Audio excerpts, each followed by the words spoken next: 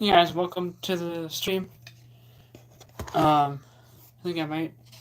Oh, I might do that later. Well, you guys new here? Don't forget to comment. Today is just a chill and chat stream.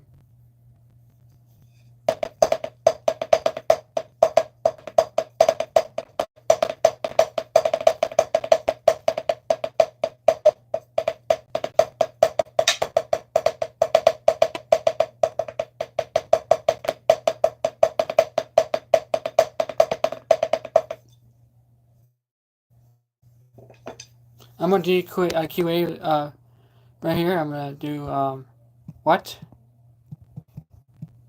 Um, what is your favorite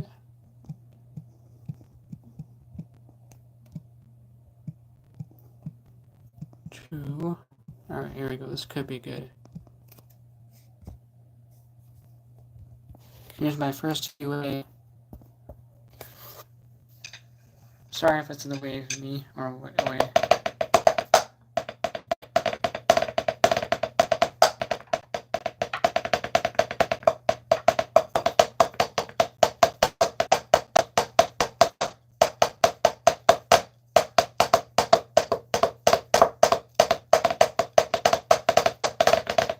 I would say for me, my favorite movie to watch is Fury.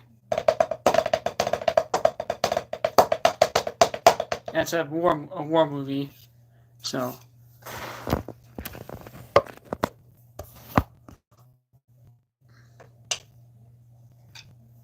Try to go. Okay, there should be good.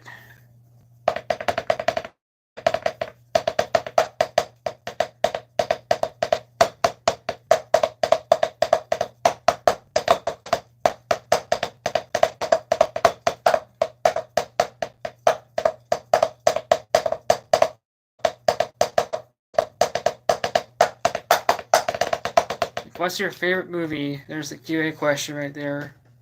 First QA. If you even have a favorite movie or if you watch TV.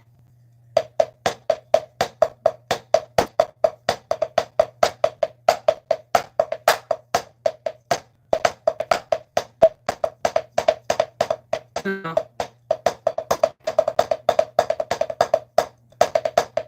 you can name one movie that you love to watch, like what's your favorite movie? You like Sonic, the new one?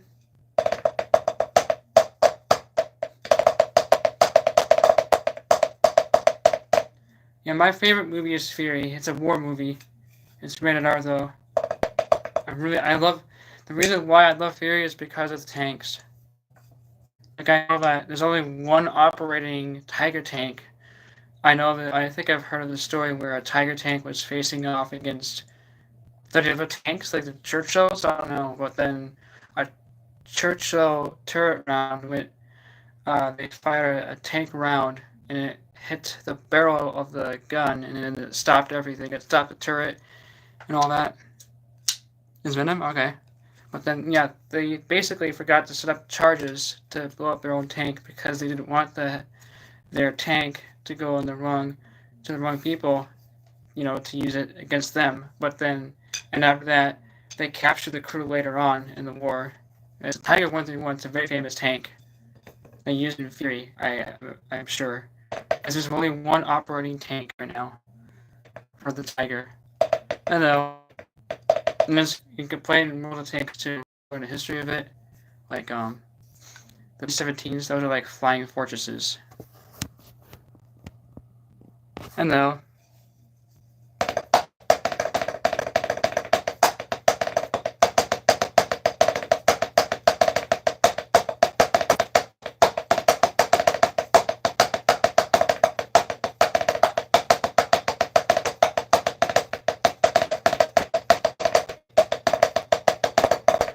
There's actually another story where the Japanese versus the Americans in the naval combat, they didn't know that they sank a U.S. president's ships. A U.S. ship, they didn't know that they sunk one.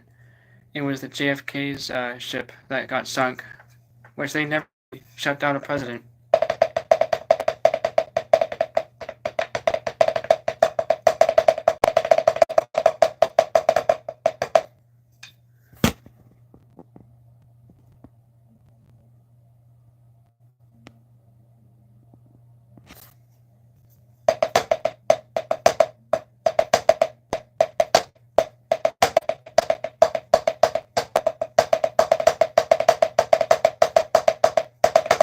I'm going to do another Q&A.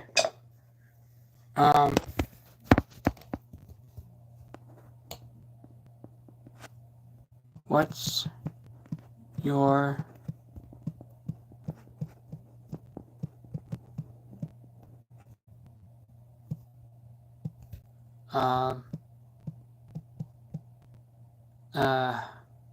wish we knew the tall this.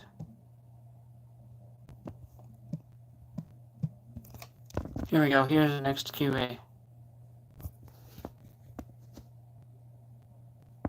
Like, what's your favorite child TV series?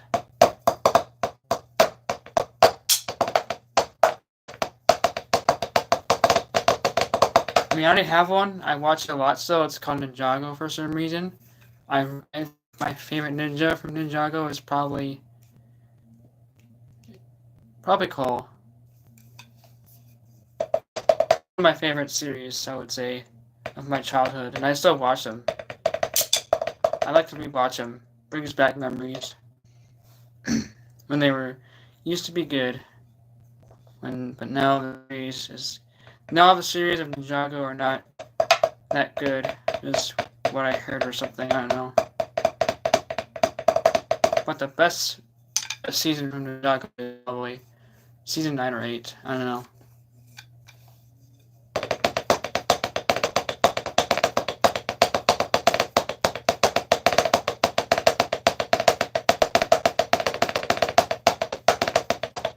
I know it's a weird question, but I just want to know, like, what's your favorite childhood series, TV show that you used to watch but still watch it?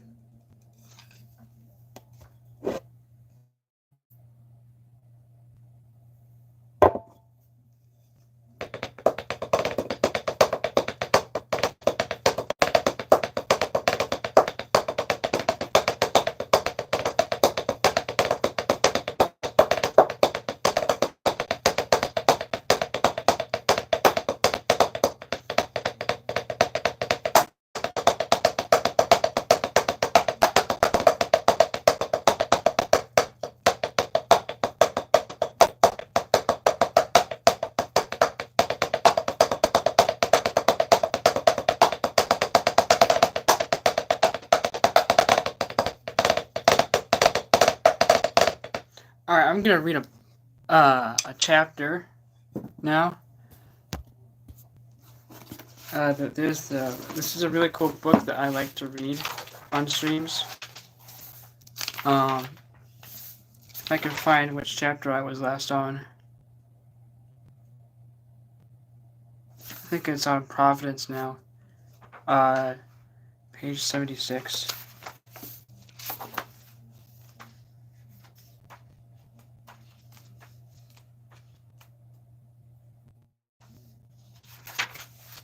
Yeah, Providence. We are on Providence. I'm gonna read some. It's a chill chat stream, but don't forget to subscribe and hang out if you want. Alright. Providence. Most Christians are familiar with Paul's words in Romans. We know that for those who love God, all things work together for good, for those who are called according to his purpose. Romans 8:28. What jumps out is the strength of conviction the apostle expresses here.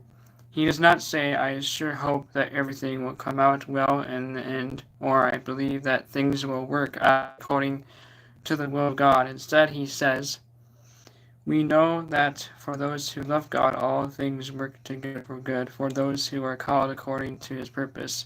He writes with such an apostolic assurance about something so basic to the Christian life that we can derive great comfort from this verse. However, I fear that today the strength of conviction Paul expresses is very much absent from our churches and Christian communities.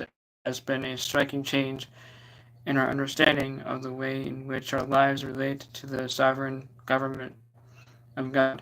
You are wondering why I'm reading in R.C. Sproul. It's a really good book. He has a book called R.C. Everyone is Theologian. Everyone is a Theologian. I once watched a television ministries about Civil War. One of the most moving segments of that series occurred when the narrator read letters sent from soldiers on both sides of that conflict. As the soldiers wrote home to their loved ones, they mentioned their concerns and their fears, yet they made frequent mention of their trust in a good and benevolent God. When people settled this country, they named a Rhode Island city Providence. That would not happen in our culture today. The idea of divine providence has all but disappeared from our culture, which is tragic. God for us. One way in which the secular mindset has made inroads into the Christian community is through the worldview that assumes that everything happens according to fixed natural causes, and God, if He is actually there, is above and beyond it all. He is just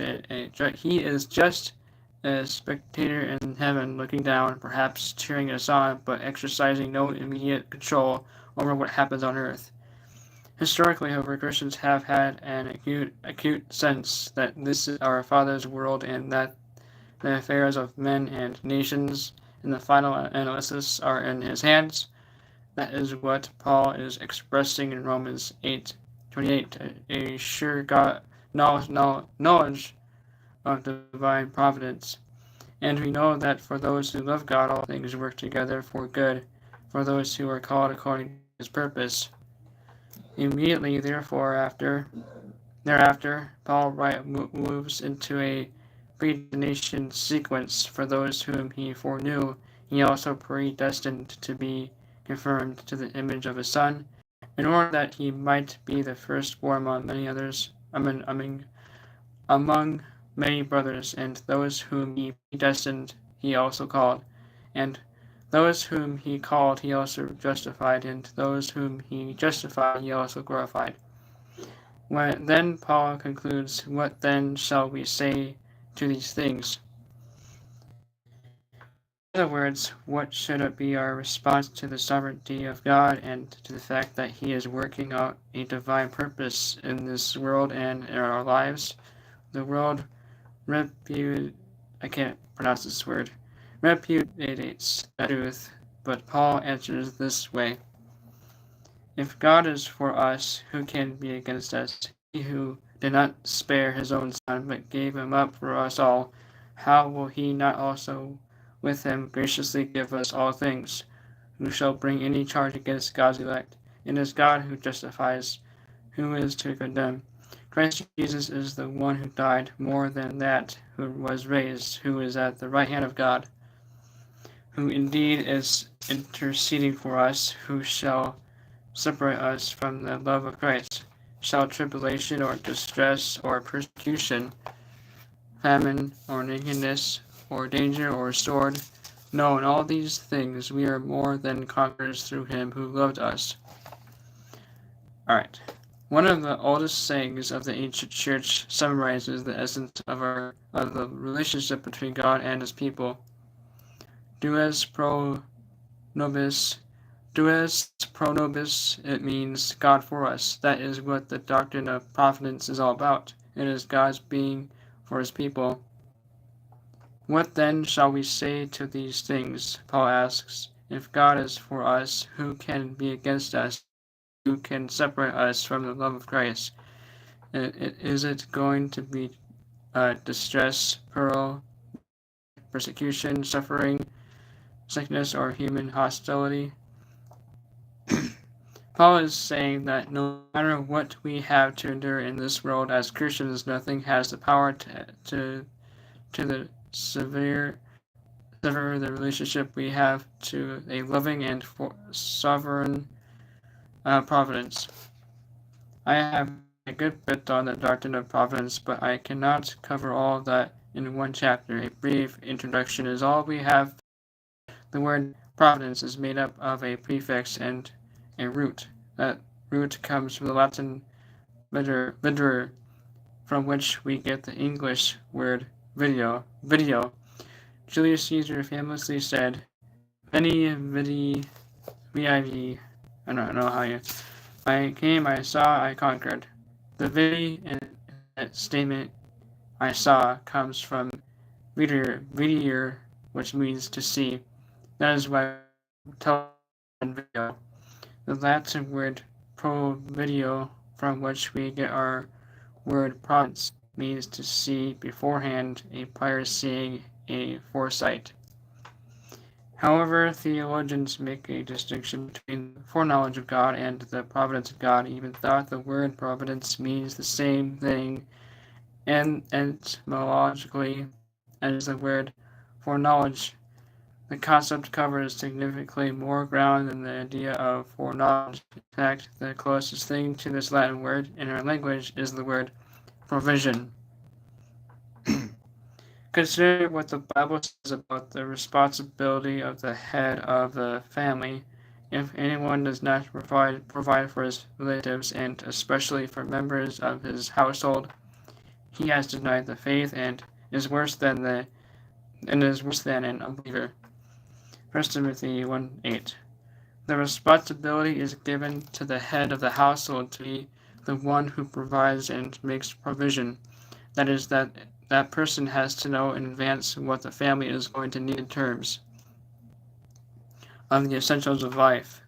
Then meet those needs when Jesus said, "Do not be anxious about your life, what you'll eat or what you'll drink, nor about your body, what you will put on." Matthew 6:25. He was not advocating a careless approach to life. He was talking about anxiety. We are not to be frightened. We are to put our trust in the God who will meet our needs.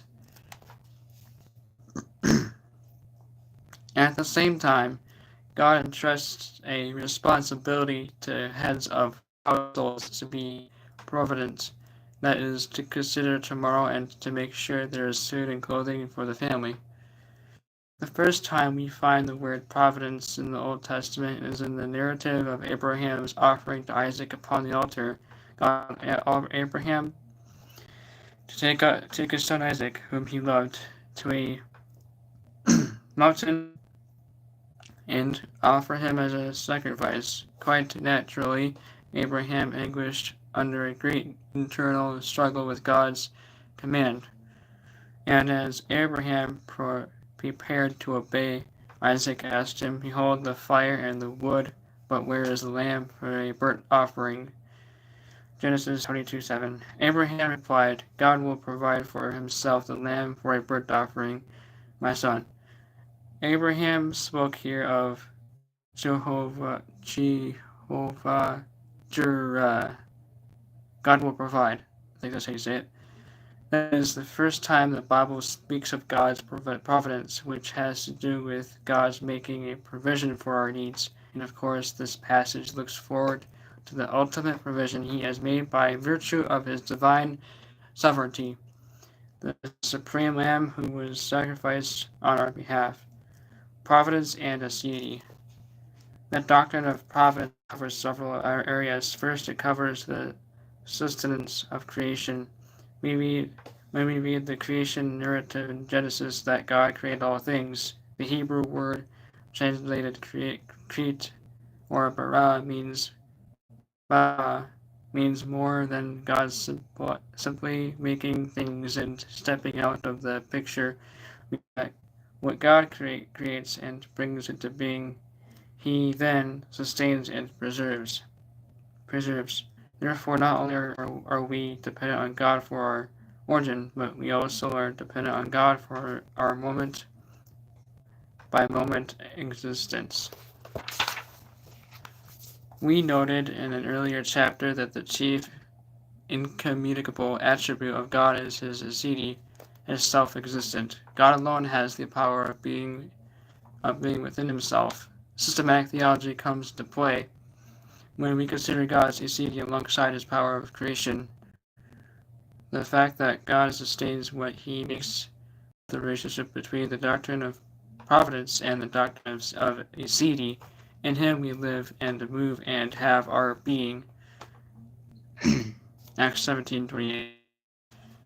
We are dependent upon God who sustains and preserves us.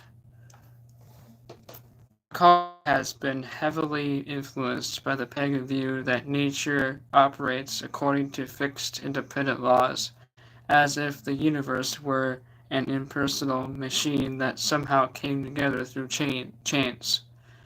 There is the law of gravity, the laws of thermodynamics, and other powers that keep everything operating.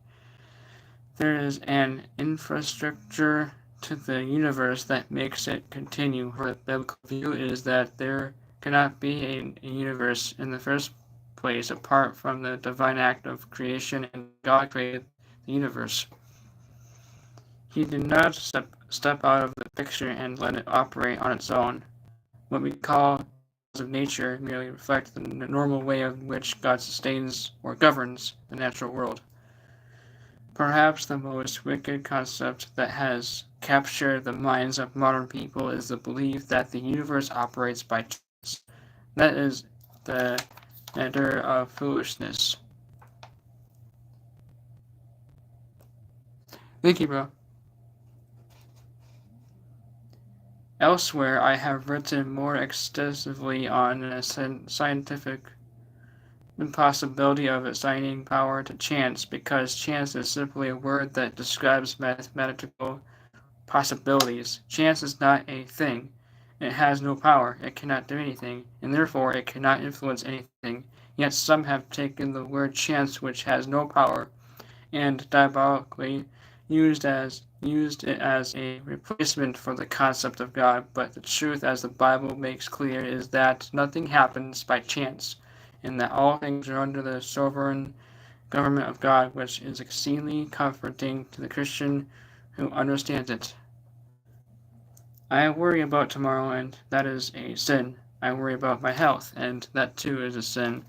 We are not supposed to worry, but it is natural to worry about painful things and about loss of things we value. We do not want to lose our loved ones, our health, or our safety, or our possessions, but even if we do, God is working all things for our good. Even our sickness and losses in this world came under the providence of God, and it is a good providence. We find that hard to believe because we are short-sighted.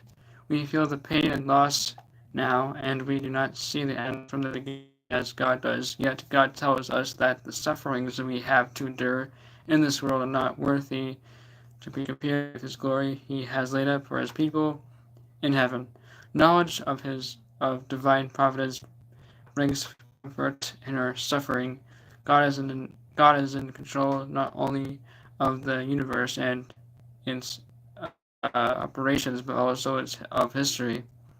The Bible tells us that God raises up kingdoms and brings them down, and our individual station in life has to do in the final analysis with what God in his providence he has ordained for us. Our lives are in his hands. Our vocations are in his hands, as are our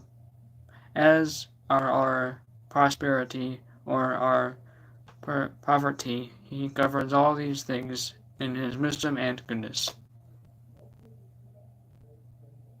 Yeah, I think I do.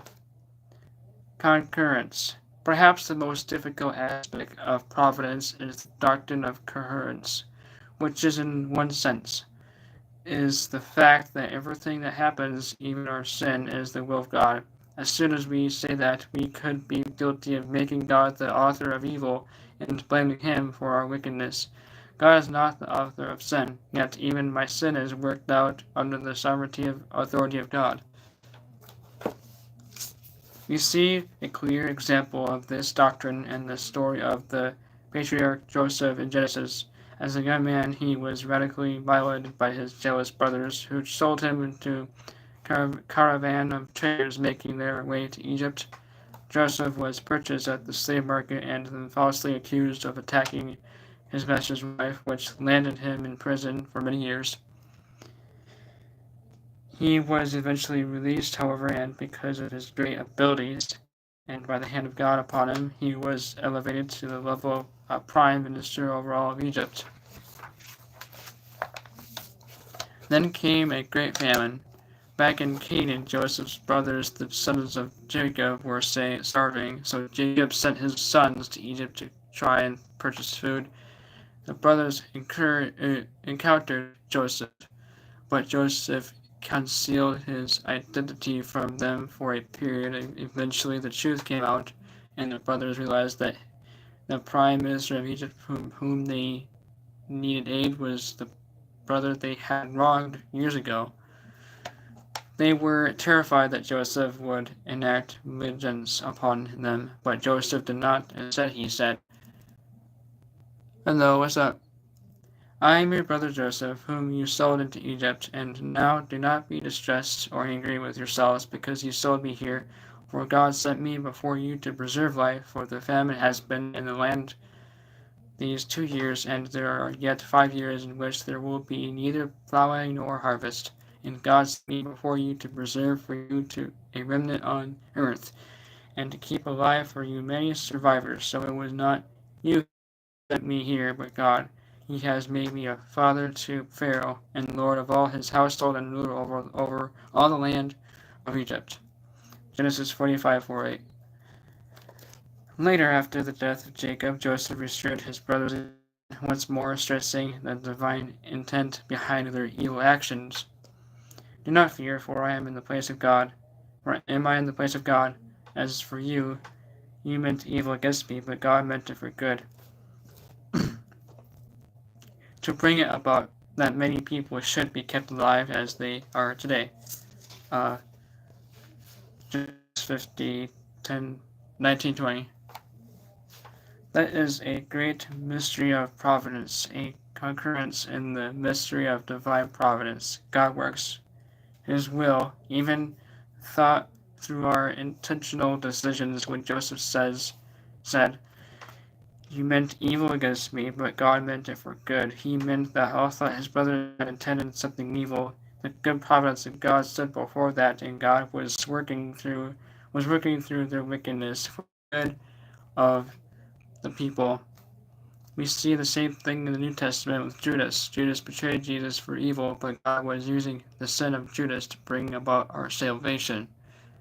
This is the great comfort of the doctrine of providence, that God stands for over all things and works them together for the good of his people. And he is the ultimate source of comfort, of our comfort.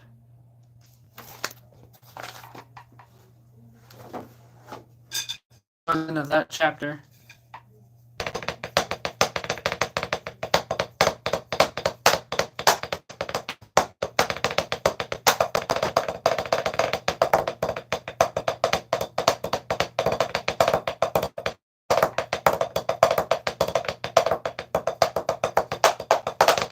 I hope you guys like that chapter. I'm gonna end this stream in about 30 seconds.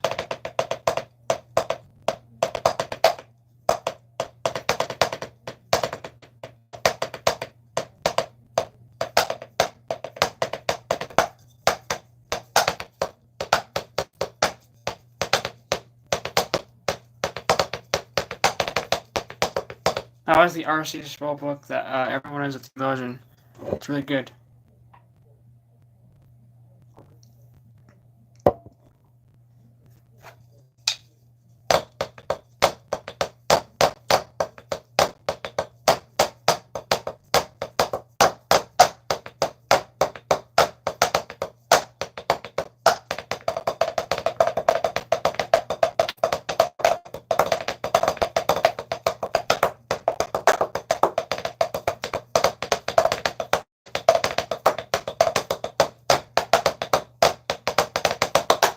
Yeah, today might be just Well, I'm gonna have to end the stream here. So yeah, see you later. I'm gonna end the stream. Don't forget to subscribe. Please subscribe and yeah. Thanks for watching and see you later.